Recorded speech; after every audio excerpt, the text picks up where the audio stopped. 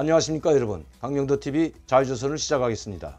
얼마 전에 북중 국경연선에 중무장한 군인들이 나타났다고 말씀드린 적이 있습니다. 제가 그때 방송을 하면서 북한에서 소식이 들어오는 대로 왜 이 중무장한 군인들이 양강도와 함경북도 일대 북중 국경연선을 비롯한 그 지역에 포진했는지 말씀드리겠다고 약속한 적이 있습니다. 그 이유를 여러분들께 오늘 말씀드리려고 합니다. 저는 중요한 북한의 소식통으로부터 중무장한 군인들이 북중 국경연선에 포진했을 뿐만 아니라 내륙으로 들어가는 그 길목마다에도 무장군인들이 깔려있다는 말씀드렸습니다. 저는 그때 중무장한 군들이 실탄까지 가지고 왜 이런 지역에 북중 국경연선에 깔렸는지에 대해서 의문을 가지고 있었습니다. 그때는 바로 그 정보를 받자마자 여러분들께 전달했기 때문에 그 이유를 알 수가 없었던 것입니다. 저는 그때 방송을 하면서 혹시 김정은이 양강도 삼지연이나 아니면 백두산을 현지지도 하기 때문에, 즉 그 지역으로 오기 때문에 이 중무장한 군인들이 깔리지 않았나 생각도 하였지만, 김정은이가 여러 차례 백두산이나 삼지연을 찾았지만 이렇게 중무장한 군인들이 북중 국경연선이나 내륙 지역까지도 포진한 적이 한 번도 없었기 때문에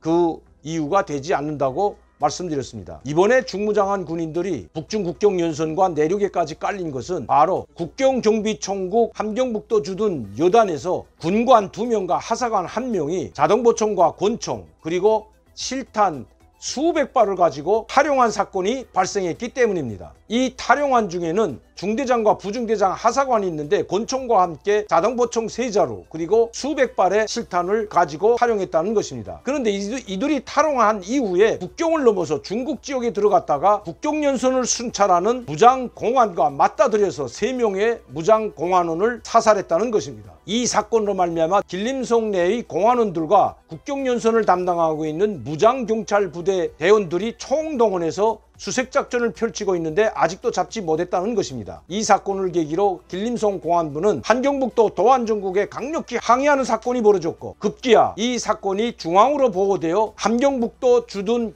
군단과 양강도에 주둔하고 있는 폭풍군단이라고 하는 11군단 병사들까지 총동원해서 함경북도와 자강도 일대에 수색작전이 펼쳐지고 있다는 것입니다.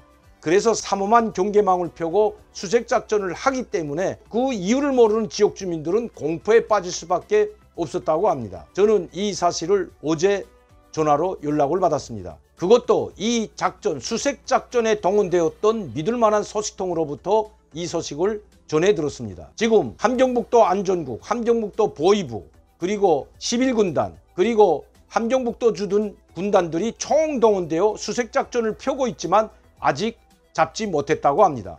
중국 측에서도 잡지 못하고 북한 측에서도 잡지 못한 상황을 봤을 때 그들은 이미 중국 내륙으로 숨어 들어올 수 있는 확률도 있다는 것입니다. 군복을 입고 중국 내륙으로 들어갈 수는 없기 때문에 만약시 이들이 중국 내륙으로 숨어 들었다면 아마 무기를 다 숨겨놓고 일반 사복으로 갈아입고 중국 내륙으로 숨어 들어설 수 있다는 것입니다. 그러나 코로나19 확산 때문에 비상이 걸린 중국 측에서도 통제와 감시망이 조밀하게 이루어졌기 때문에 내륙으로 이동하는 것도 그렇게 쉽지 않다고 합니다. 다시 이들이 중무장을 한 채로 북한으로 넘어올 확률도 있다고 합니다. 그래서 북한에서는 중무장한 군인들이 아직까지 국경연선을 봉쇄하고 수색작전을 펴고 있다는 것이 북한에서 온 소식입니다.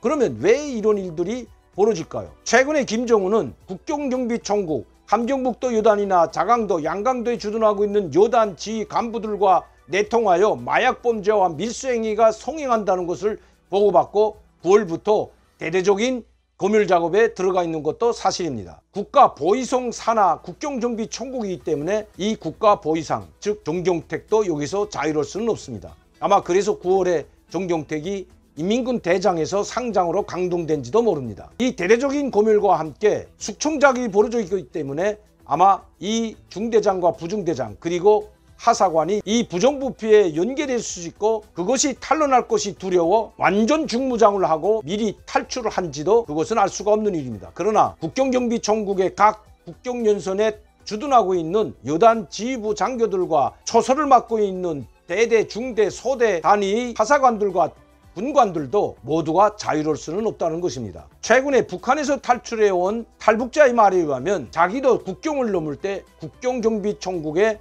초소장의 도움을 받아 그에게 돈을 주고 무사히 넘었다고 합니다. 이런 일들이 비일비재하기 때문에 어느 한 곳만 국경경비총국 전체를 교체하지 않는 이상, 국경경비총국 전체를 교체한다고 해도 이러한 북한으로부터 탈출하는 사람들을 도와주고 또 밀수행위를 도와주는 이런 범죄는 끊을 수가 없다는 것입니다. 북한에 살기가 어려워지고 국경경비총국에 몸담고 있는 군관들이나 하사관들도 제대로 된 공급을 받지 못하고 있는 상황에서, 즉 살기 위한 이러한 범죄 행위들은 막을래야 막을 수 없다는 것이 북한에서 온 소식입니다. 종종 북한에서는 개별적인 군인들이 무장을 한 채 먹을 것을 구하거나 아니면 돈을 구하기 위해서 압록강이나 두만강을 넘어 중국 쪽에 침입했다가 우발적으로 총기 사건이 일어나는 적은 있었습니다.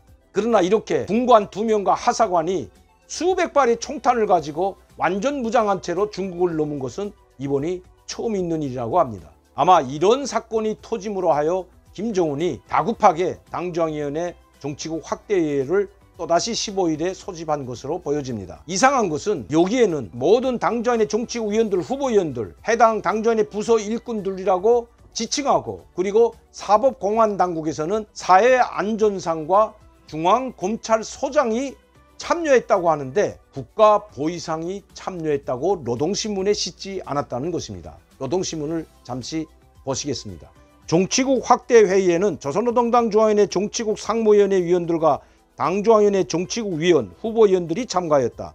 또한 당중앙위원회 해당 부서 일꾼들과 도당위원장들, 사회안전상과 중앙검찰소장, 국가비상방역부분 성원들이 화상회의체계로 방청하였다. 그런데 사회안전상과 중앙검찰소장은 북한의 공안기관의 최고 수장들입니다. 우리로 말하면 경찰총장과 검찰총장이 참여한 거나 같습니다. 그런데 국정원장과 같은 북한의 김정은 체제를 받드는데 전초선에 서 있는 국가보위상이 빠진 것은 상당히 이례적입니다. 그러나 조선중앙TV에서 보도하는 걸 보면 이런 것은 열거하지 않지만 거기에는 정경택이 참여한 모습이 보이고 있습니다. 그렇다면 노동신문 제1면에는 왜 정경택 국가보위상이 참여했다는 것을 뺐을까요? 아마 이번에 정경택은 살아남기가 힘든 것 같습니다. 그래서 참가자 명단에도 사회안전상과 중앙검찰소장은 들어있지만 정경택이 빠진 것으로 보여집니다.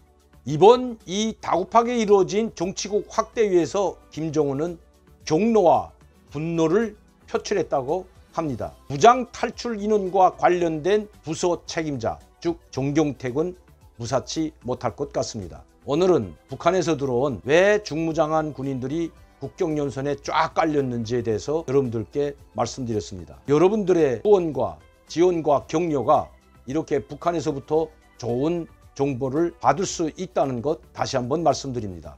여러분들의 구독과 그리고 전파를 다시 한번 부탁드립니다.